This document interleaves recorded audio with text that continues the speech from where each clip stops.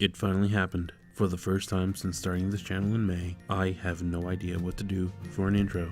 So, enjoy. Hello, my beautiful sweet girl. I have not held you in so long.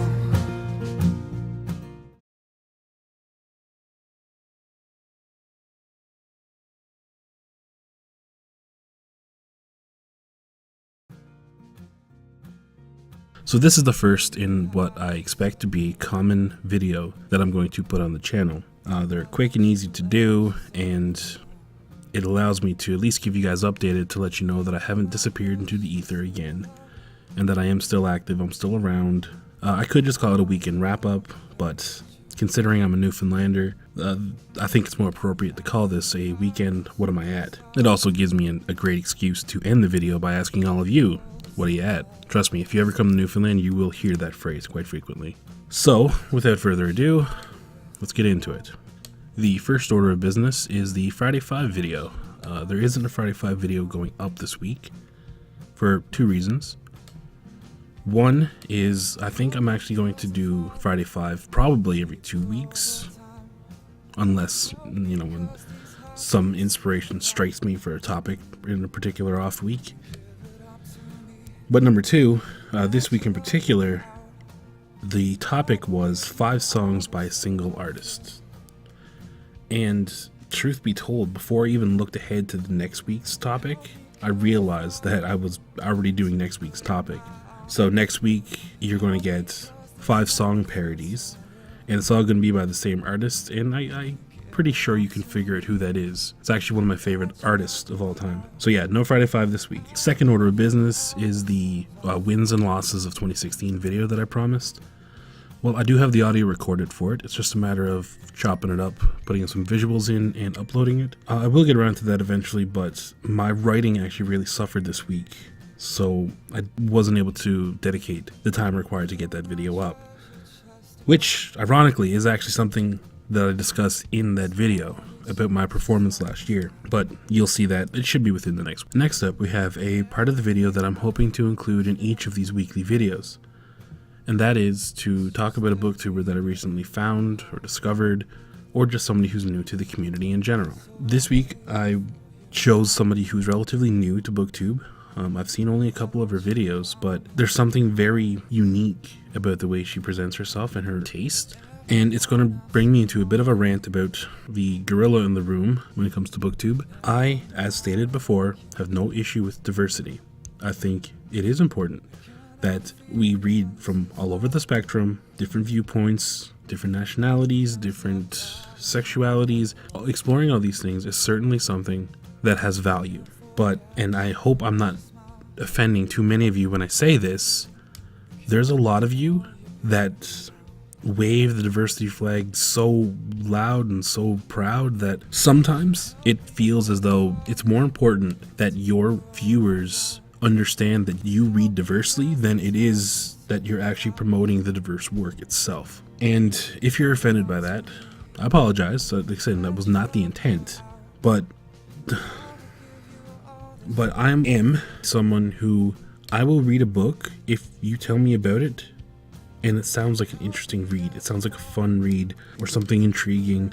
There has to be something narrative-wise to draw me into the book, and the character's nationality or sexuality or the author's nationality, these things are not things that factor in unless they are crucial to the plot.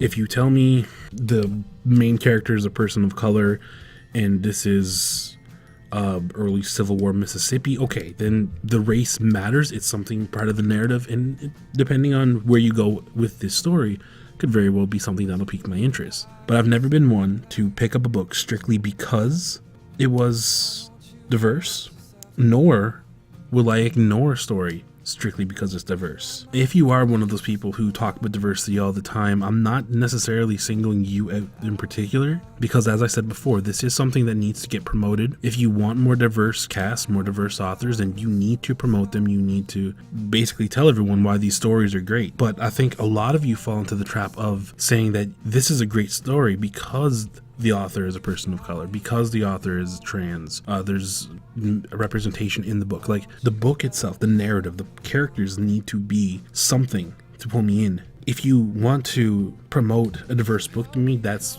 all well and good, but the story needs to be there. It needs to actually sound like a book that I would want to read. But anyway, I digress. Sorry about the controversial opinion, and I understand the dislikes may flow. But if you want to see the contrast of what I'm talking about and why I think this booktuber is special, then please check out Kendra Winchester's channel. And so the book covers how this event in her early life affected Mary into adulthood and, you know, approaching the age where she would have her own children, and being in juvie, how that affected her, and so on and so forth.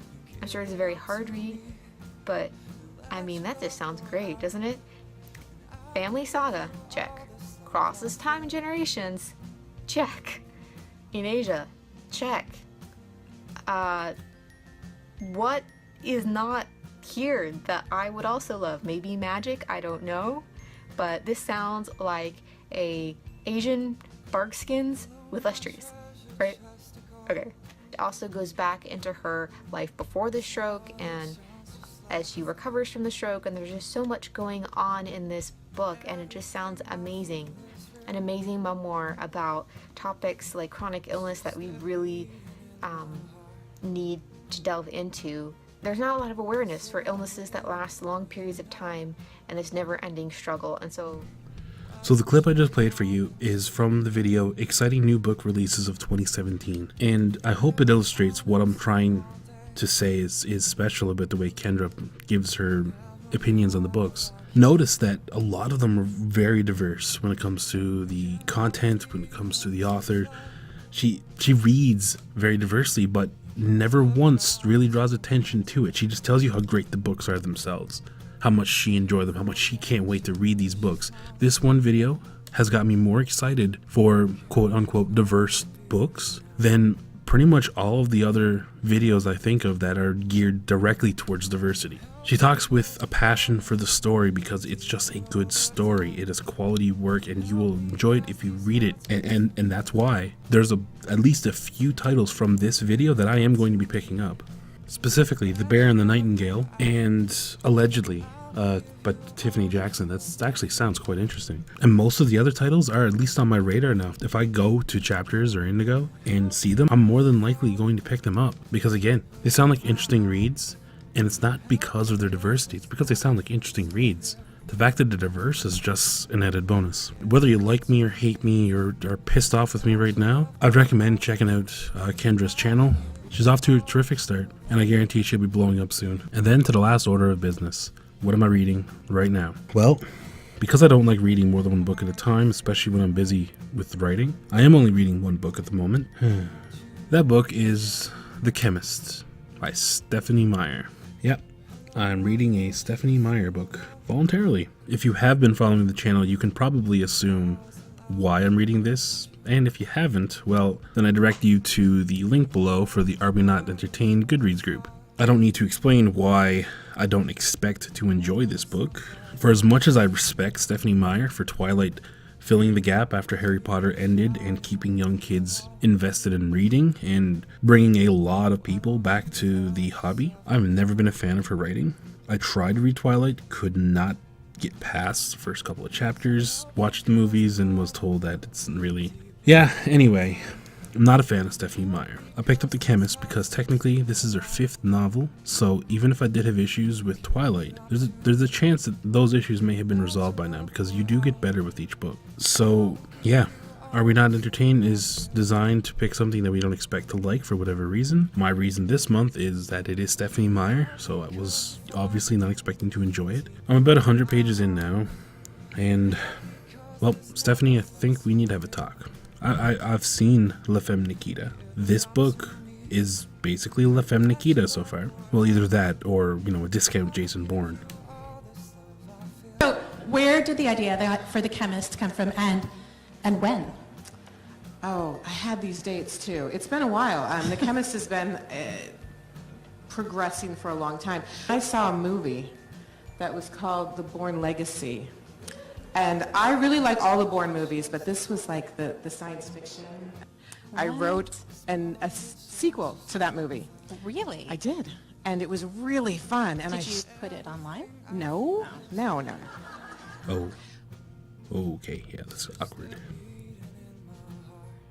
But yeah, anyway, I will give you the benefit of a doubt. I'm going to finish the book. The writing hasn't been all that bad so far. There's a few notes for when I do the full Are We Not Entertained video, but all in all, it's better than expected. It's still incredibly derivative. If this main character turns out to be a badass fighter, I may have to flip the table, but we'll see what happens there. Right now, I like the fact that the character needs to survive on her wits and preparation being the key word here. It's not thinking on her feet and MacGyvering everything on the fly so far. It's just in-depth preparation. It's going okay so far. And who knows, maybe by the end I'll actually enjoy it enough to say I like the Stephanie Meyer book.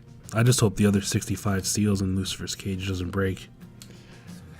Anyway, props to you if you get that reference, by the way. That's it for now. I really gotta get back to some writing. Well, so that's it.